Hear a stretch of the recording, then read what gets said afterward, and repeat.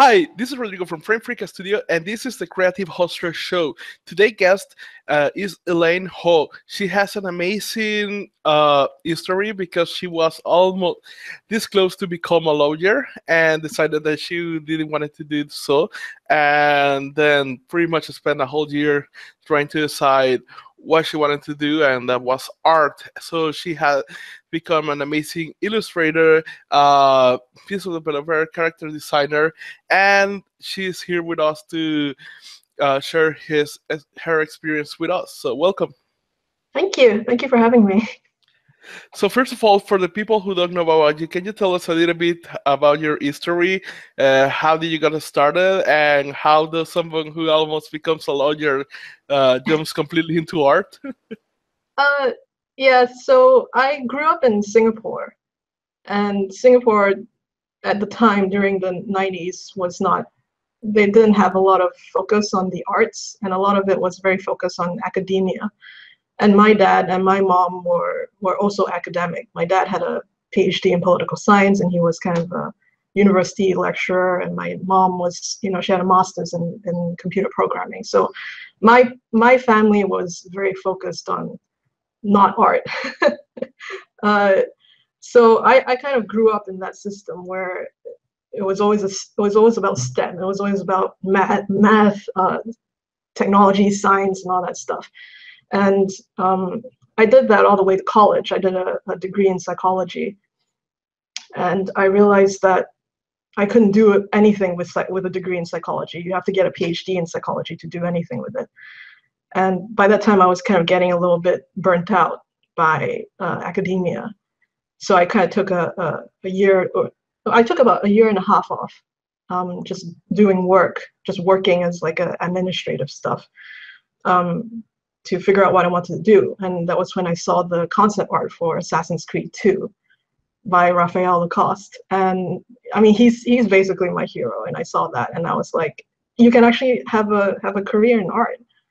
So I started looking up for schools art schools on where to go to, and I found the Art Center College of Design, where they have a major entertainment design, and they basically do they do concept art for video games and film and all that stuff.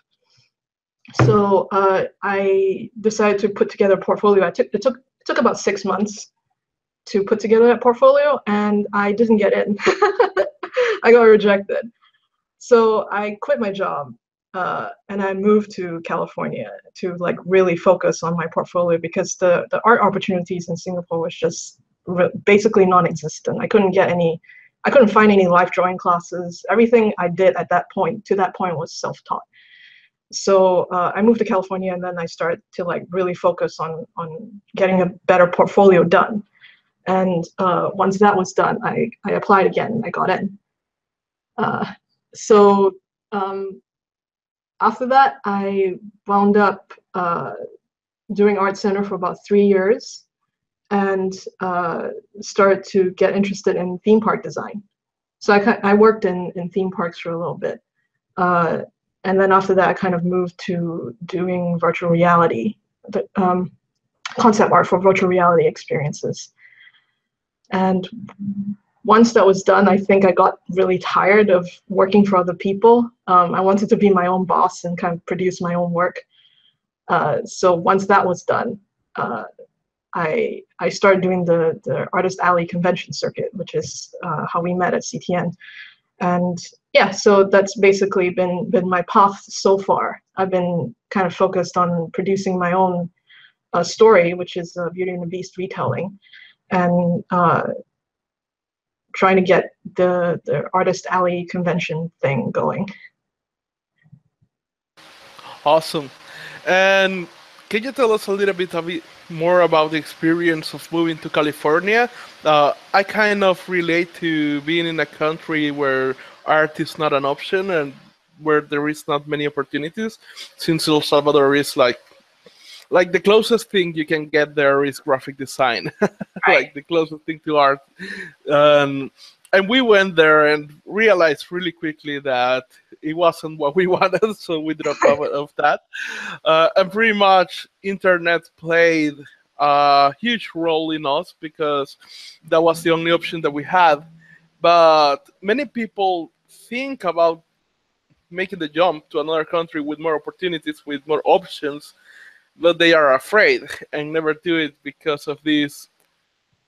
That for me, I think they are completely fake fears, but in the moment they feel completely real. So, how was that experience for you? Uh, I was fortunate in that I already had a degree from America. Like I graduated from Ohio State University, so I was kind of used to being in a foreign country.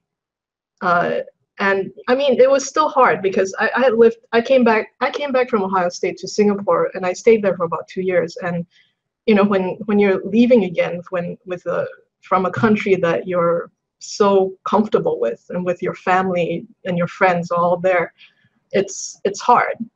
But at the same time, it's like you gotta go for what you're not happy in that country. You know, it's like if you know that art is going to be the thing that you're going to do for the rest of your life, there's no point in staying. Yeah, definitely. I did have an similar experience to that because I moved to Europe and spent like 6 months there and Mm-hmm. had to come back because pretty much we had to fix some issues that were happening here in this country, more political stuff, and pretty much setting up things so it wouldn't affect us. But everybody's like telling me, like, oh, you're so valiant, like you had a lot of courage to make that jump, like out of the blue, and it's like, no, it wasn't that hard. Like once you like, and mostly that I find out is that people believe that it's going to be like really hard, and it's like, no, like if you have this, like everything is really easy. Like Google Maps is a great thing, even if you don't know anything. Right. And and I found it so easy, to be honest. I found it way harder to live here and to try to do things from here than I did from Europe, where pretty much I wanted to meet somebody. I could just go into the internet, oh, meetup, oh, Facebook groups, so oh, there is an event of entrepreneurship here. I should go there. Like, and and he was really excited. But yeah, I think definitely there's a fear that holds many people down. And what I found out, at least in my case, because I did feel those fears, I just ignored them, that they were completely false. That most of these fears never truly came to be true. I think it's also just more of a resistance to change. Like I think a lot of people are comfortable. I mean, like I think this is just a normal part of the human condition, which is if you're comfortable in where you are, you kind of want things to stay the same. And anything new, you kind of show a little bit of resistance. And I think that the key part is to kind of be aware of that you know that you're going to be resistant to change, and to kind of consciously fight against that, and to say, yeah, this is going to be a new thing and I'm going to be really stressed out, but you know, just keep going. Other thing that I wanted to ask you is that many people that I interview is like, oh yeah, I knew that I had wanted to be artist since I was a kid. Like they were doing a lot of drawings in class, getting troubles for it. Like I went through that as well. In your case, you didn't realize that this was your calling until way later in life. And I found a lot of people as well who have this problem where they don't know about their passion. Like, oh, I don't know what to do. Like I don't know what my passion is. Like I have no idea and how to even discover that. Uh, how did you went about that in that year? Because I see also people who take some time to discover their thing and they pretty much fail. And didn't discover anything. So how how did you took these steps in order to discover what you wanted to do? That's a hard question. Um, I think I showed some interest in art when I was young, which was I did like a bunch of really bad photo manipulations of like girls in front of landscapes and stuff like that, like really bad cutouts, trying to figure out how to erase things with the mouse and stuff like that. So there was some interest, but it was never really something that at least in Singapore, it wasn't. It was always kind of like, oh, it's going to be a hobby that you're going to do. You know, this isn't a thing that you can make money with. And I really kind of stopped doing art when I went to college.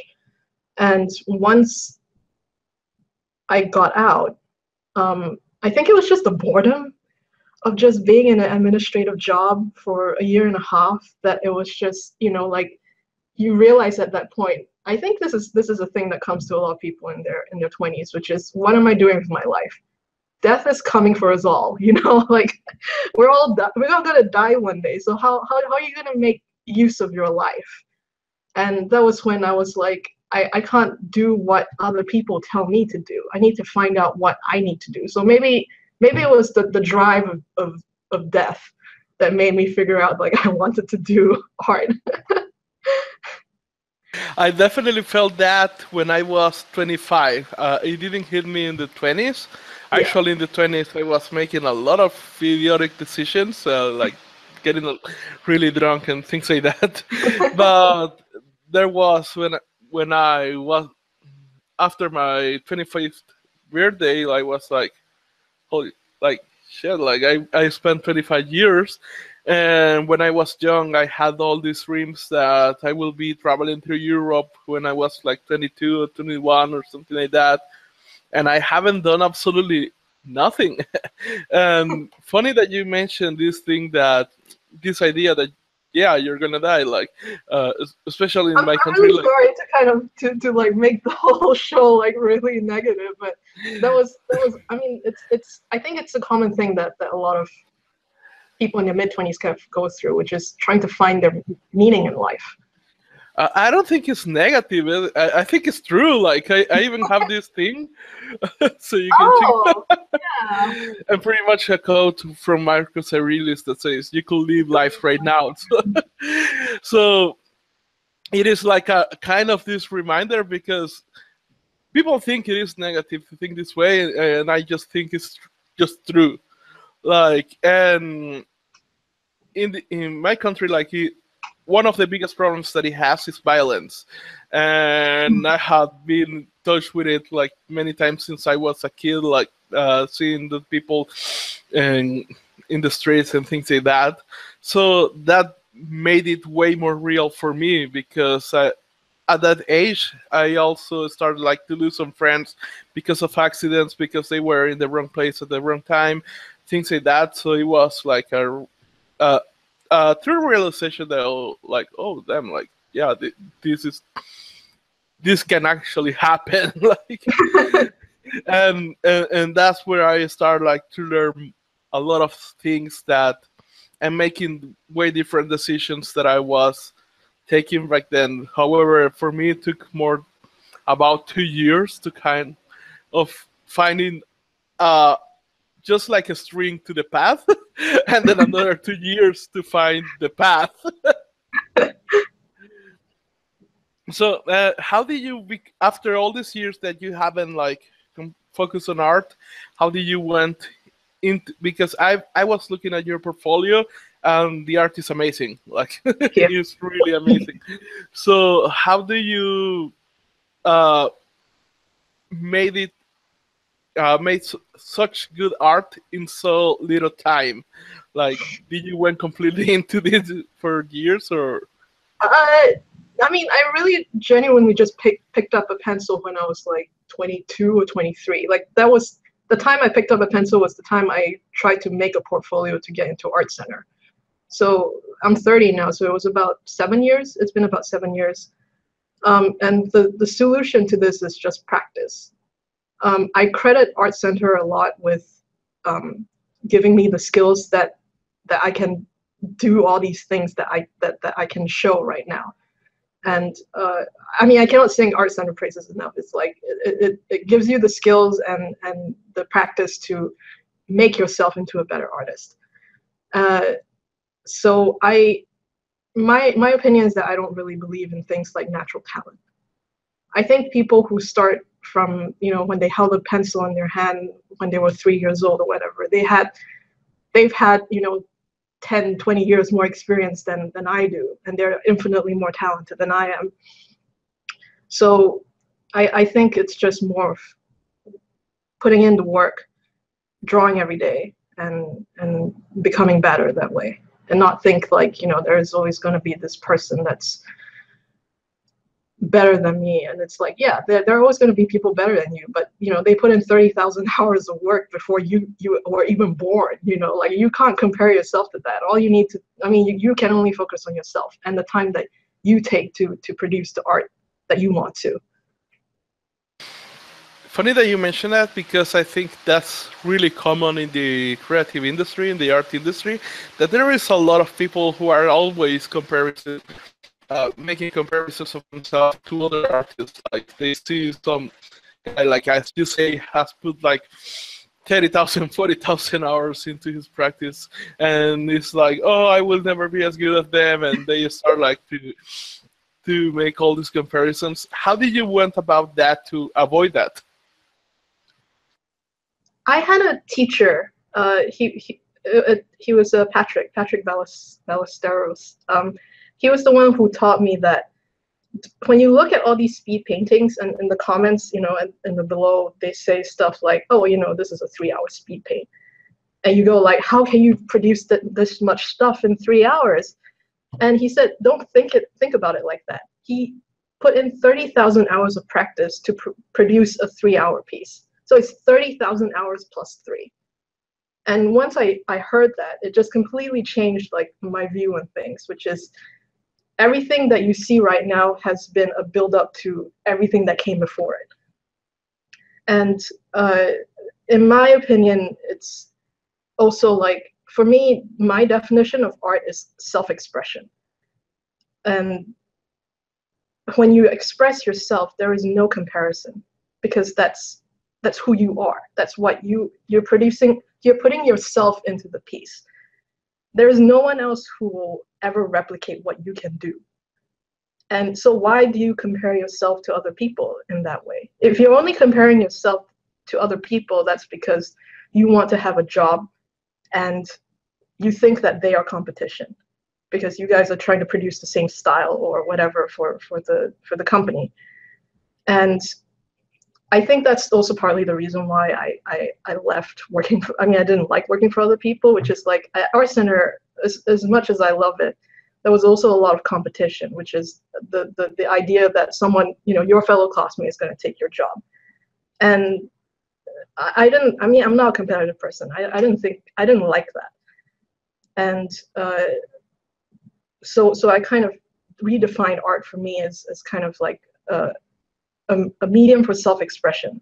And if you can produce yourself in the art, people will like it, because it's something that only you can do.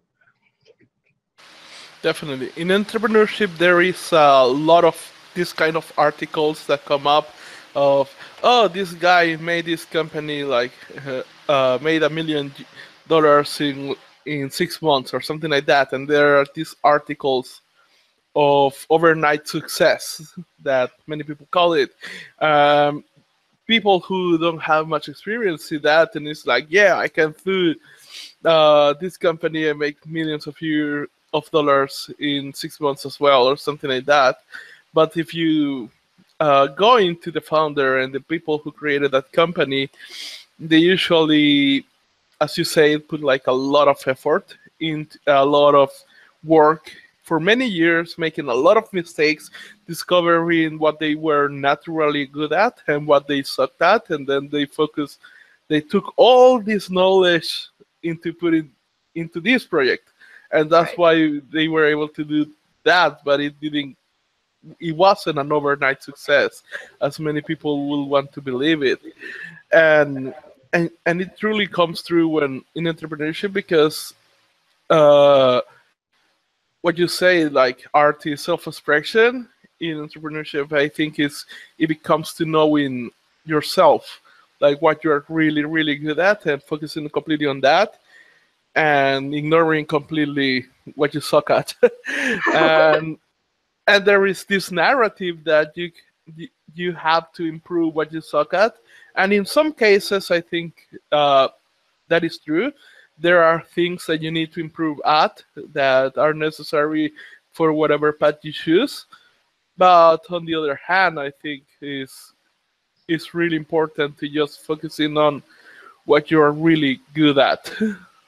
I think it's a choice about like fighting your battles, which is like I think there is always room for people to better themselves, but it's a question of like, do I really want to be better at this particular skill, or can I, spend my time on focusing on being better at the things that I want to be better in?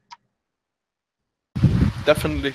Also, this is a tricky question that I'm going to do.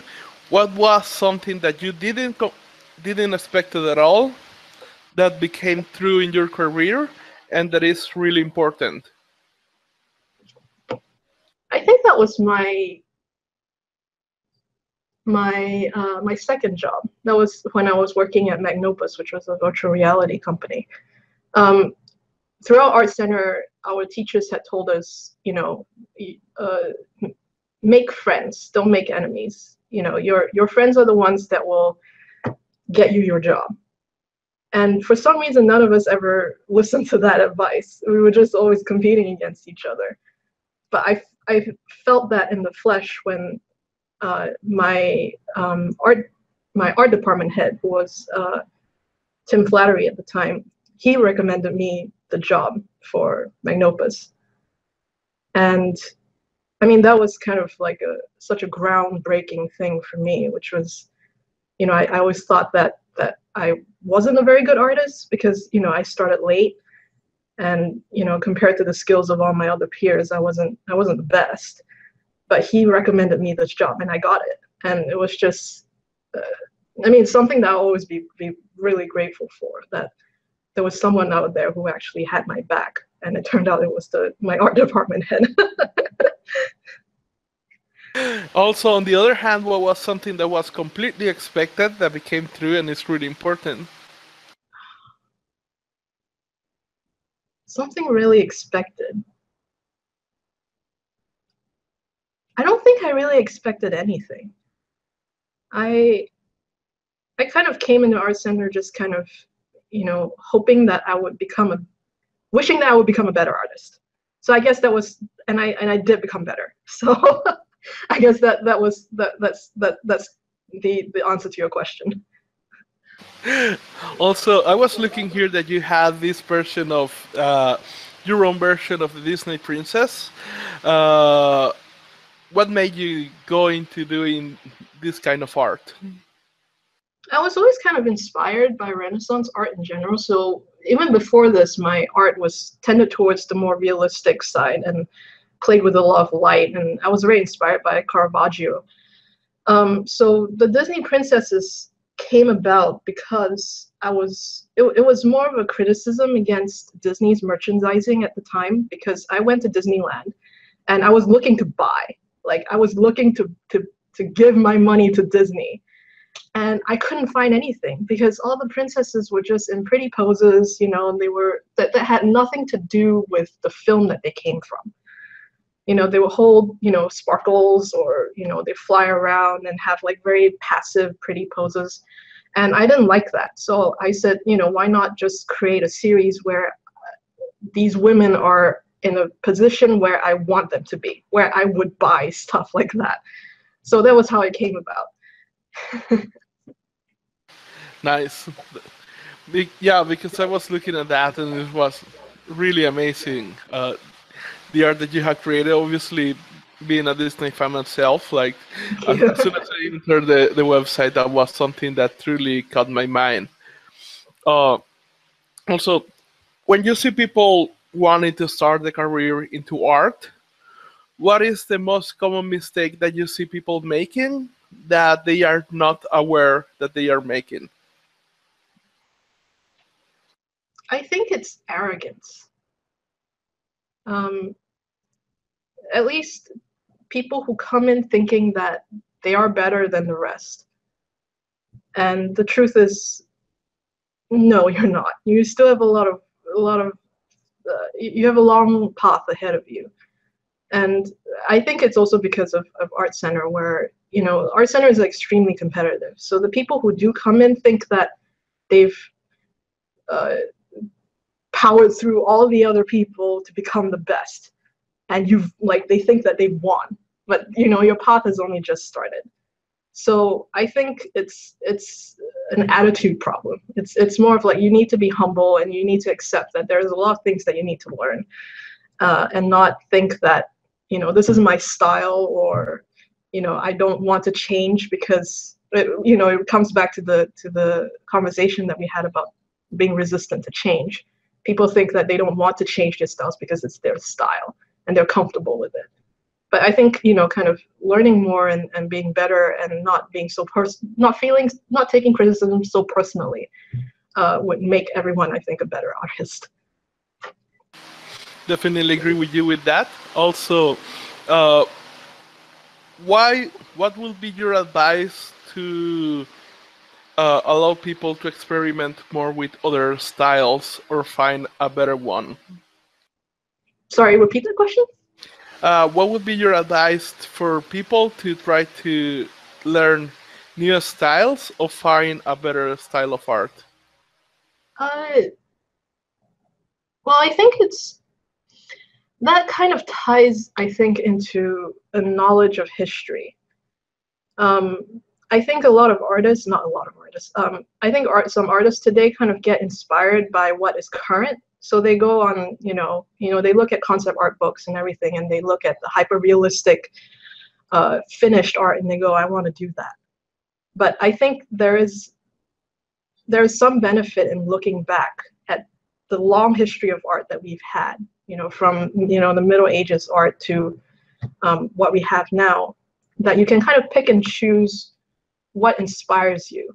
And I mean, I'm a huge history fanatic, so it's maybe I'm just like talking shit, but but the reason why I'm doing the art that I'm doing now is because I am very heavily inspired by Renaissance art, and I feel that there's kind of a trend where people are kind of going in the hyper-realistic, doing things in the 3D, everything is in 3D way, and I feel like we as an industry are kind of coming down for that, and there is a kind of a resurgence of more painterly styles. So I think it's more of expanding your horizons beyond the current art that you see right now, and looking beyond something that you wouldn't have thought. Nice. Also, especially from your profile, I think you will be able to give an interesting answer to this question. This is a really hard one that I asked to all the guests that we have. And this is like, imagine that you wake up tomorrow in a different universe. Nobody knows about you, but you have your skills, you have your knowledge, you have $500 in your pocket, and you have a computer. What do you do to get to this position as fast as possible? What did I do to get to this position? To be like in a completely different universe? Yes. Oh, I don't know. I mean, my husband's a computer programmer, so he probably designed the spaceship to like send me into a different universe. I would probably be with him for sure. Like,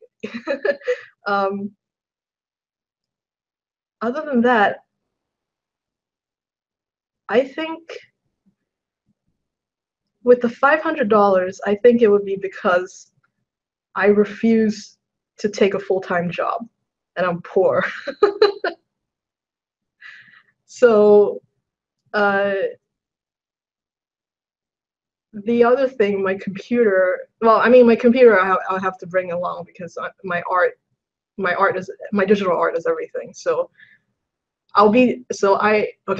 So my husband built this spaceship so it could send me to a different universe. I have no money because I didn't work for anyone. I just only worked for myself.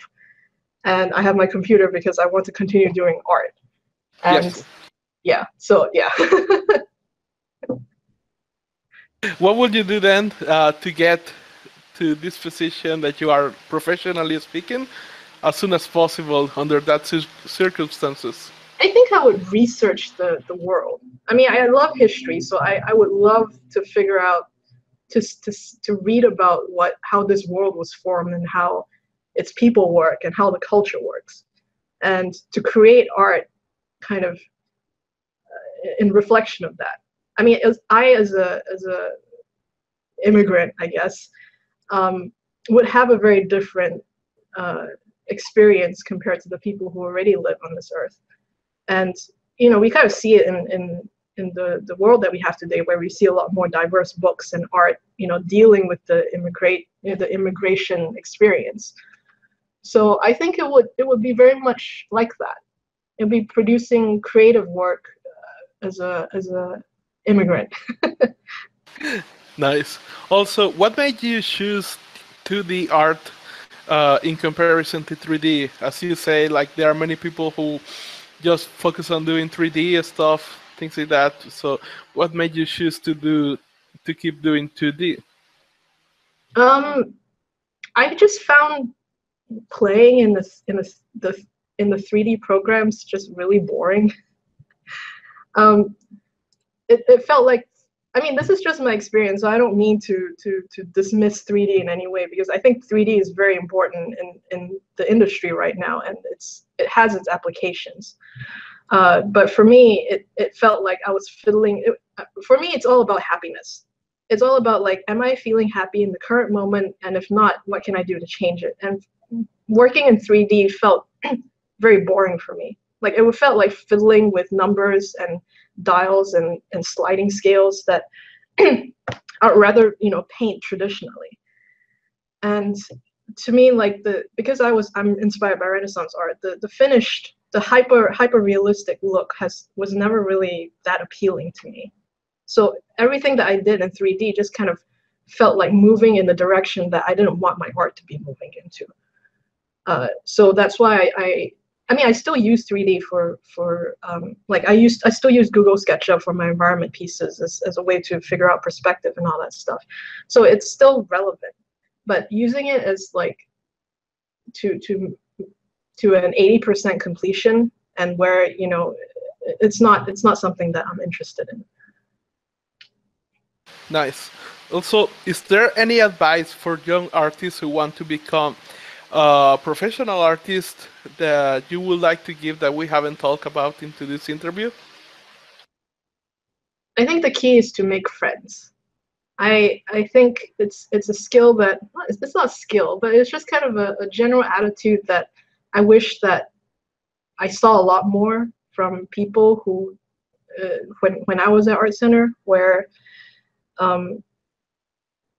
don't see your friends as competition. See your friends as friends, and help each other out. Nice. If people want to find you online, where would be the best place to do so? You can find me online on my website at www.artofelainho.com. I'm also on Tumblr and Instagram and Twitter, but all my links are on my website. So yeah. Nice. Thanks a lot for giving us a little bit of your time, your knowledge. I know that you're really busy, so I truly appreciate that you have made some time to do this. Yeah, thank you very much. Thank you for having me. So this has been the last episode from the Creative Hostler Show. If you have liked it, please click the like button below, and also share this interview with your friends. Until next time.